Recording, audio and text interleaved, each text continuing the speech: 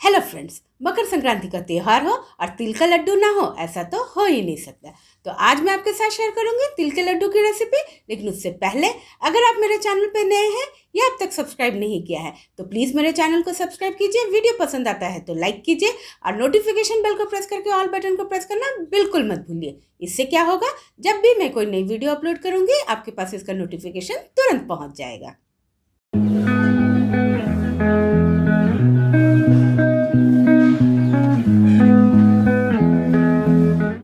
मकर संक्रांति को तिल संक्रांति भी कहते हैं, इसलिए इस दिन तिल या तिल से बनी हुई मिठाई खाने का रिवाज है। और तिल की मिठाई में सबसे फेमस और पारंपरिक मिठाई है तिल का लड्डू। तो फिर देर किस बात की, चलिए शुरू करते हैं बनाना। तिल के लड्डू बनाने के लिए सबसे पहले हम तिल लेंगे, इसे हम ड्राई रोस्ट करेंगे। मैंने यहाँ पे 250 ग्राम तिल लिया है और अगर कप से नापे तो ये लगभग 1.5 कप के जितना है। अब हम इसे स्लो फ्लेम पे फ्राई करेंगे। तिल की तासीर जो है वो गर्म होती है, इसे खाने से हमारे शरीर में अंदर से गर्माहट आती है।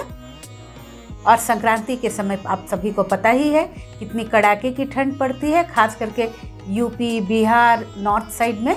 तो इस समय अगर हम तिल के लड्डू खाएंगे तो ये हमारे शरीर को ठंड से लड़ने की ताकत देगी। और त्योहार के नाम पे हम लड्डू बनाएंगे भी और खाएंगे भी और खिलाएंगे भी। देखिए तिल अब भून चुका है, इसे हमें हल्का गुलाबी तक ही भूनना है।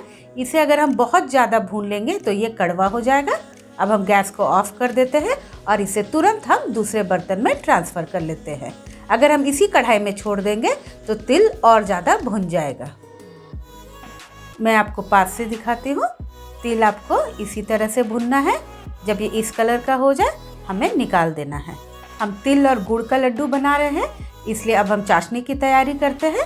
इसके लिए एक पैन में हम लेंगे 1 चम्मच जितना घी। ये बिल्कुल ऑप्शनल है, लेकिन घी डालने से क्या होगा, आपके लड्डू में एक अच्छा सा ग्लेज आएगा। मैंने यहाँ पे 250 ग्राम गुड़ लिया है।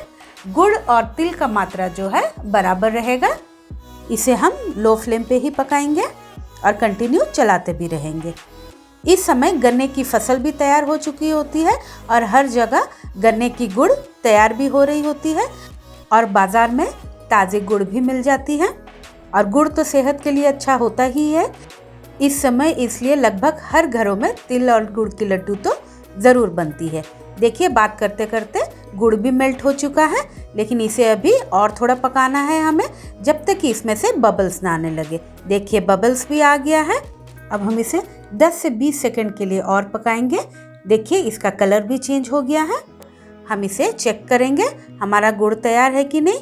इसके लिए एक प्लेट में हम थोड़ा सा गुड़ डालेंगे और इसे हिलाएंगे। देखिए गुड़ बिल्कुल भी पानी में घुल नहीं रहा है, इसका मतलब है कि हमारा चाशनी तैयार है। मैंने इस तिल को मिक्सर ग्राइंडर में 2 से 3 बार पल्स करके पीस लिया है। ये कोई ज़रूरी नहीं है, आप चाहे तो इसे साबुत भी डाल सकते हैं। अब हम गैस को ऑफ कर देंगे। अब हम तिल और गुड़ को अच्छे से मिक्स कर लेंगे। गुड़ को बहुत ज़्यादा नहीं पकाना है, नहीं तो क्या होगा, अगर चाशनी हार्ड हो जाएगा तो आपका लड्डू भी हार्ड हो जाएगा। और तिल का लड्डू हमें चाहिए सॉफ्ट, जो कि मुंह में जाते ही घुल जाए। अब हम इसे जल्दी जल्दी मिक्स कर लेते हैं। गुड़ की कोई भी चीज़, खास करके अगर हम उसे चाशनी करके बना रहे हैं तो इसके लिए हमें बहुत ही ज़्यादा फुर्ती दिखाना पड़ेगा, नहीं तो क्या होता है गुड़ जो है बहुत जल्दी सेट हो जाता है।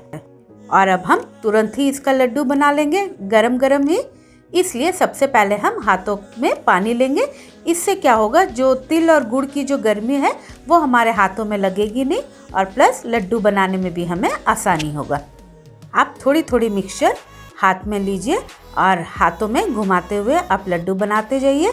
हर बार आप हाथों को गीला कीजिए और इस तरह से, या तो आप चाहे तो हथेलियों में इस तरह से गोल घुमाइए, या तो आप इस तरह से भी हाथों को दबा दबा के लड्डू बना सकते हैं।